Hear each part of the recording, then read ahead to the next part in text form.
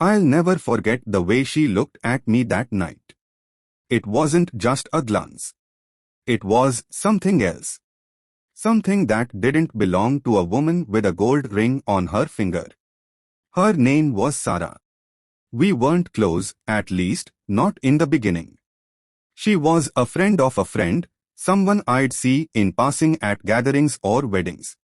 Always polite, always just out of reach. The first time I noticed her differently was at a dinner party.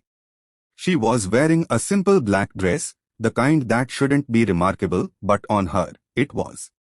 It followed her in ways my eyes had no business following. Her husband was there too, a tall, distracted man who seemed more interested in his phone than in her. She laughed at my jokes that night. She asked questions no one else bothered to ask. She looked at me a little longer than necessary. I told myself it was nothing. But nothing has a way of becoming something. It started small. Messages now and then. At first, they were group chats about events or plans. But then, late one evening, she sent me a private message. "Do you ever get bored at these things?"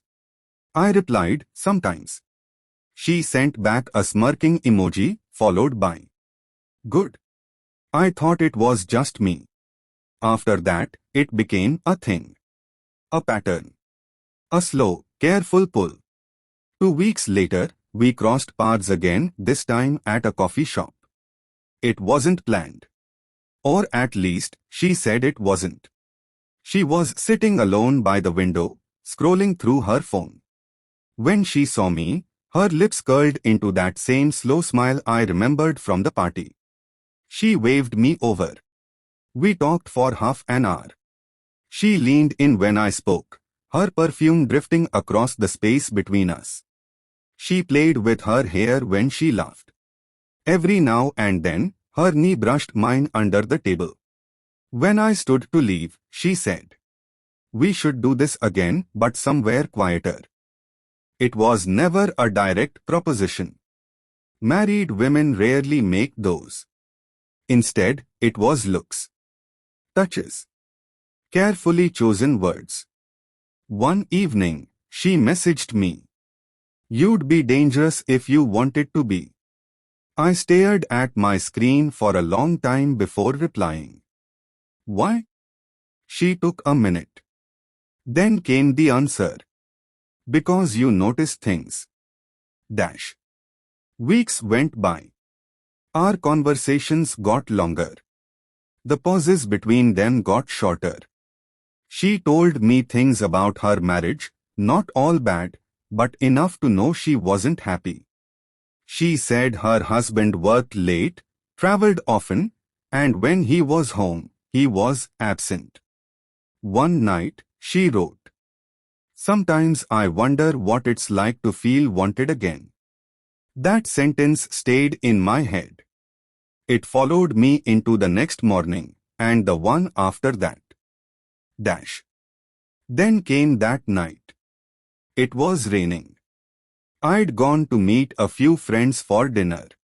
Sarah was there. Her husband wasn't. She wore a cream-colored dress with a slit down the side, the fabric clinging just enough to make my throat dry. We sat across from each other. Her foot brushed mine under the table once, twice. Her eyes held mine longer than they should have. After dinner, most of the group decided to head home. Sarah lingered.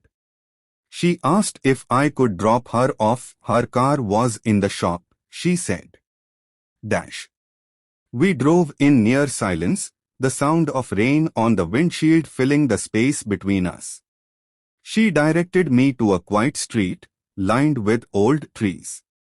When I pulled over, she didn't open the door. Instead, she turned to me, her voice low. "You ever think about things you shouldn't?" Her eyes didn't move from mine. I swallowed. "Sometimes." She smiled, slow, knowing. Then she reached up, brushing a raindrop from my cheek that wasn't even there. For a moment, nothing happened. And then everything did, but in ways that can't be put into words without changing the story entirely. When she finally stepped out of the car, she paused in the rain, looking back at me. "Good night," she said, her voice soft but heavy with everything unsaid. I watched her walk to the door. She didn't look back again. I didn't sleep that night. Not because of what happened or didn't happen, but because of how it made me feel. She was married. I knew that. But the way she looked at me, the way she spoke to me. For a few hours, I was the center of her world. And she was the center of mine. And here's the truth. It's not the act that stays with you.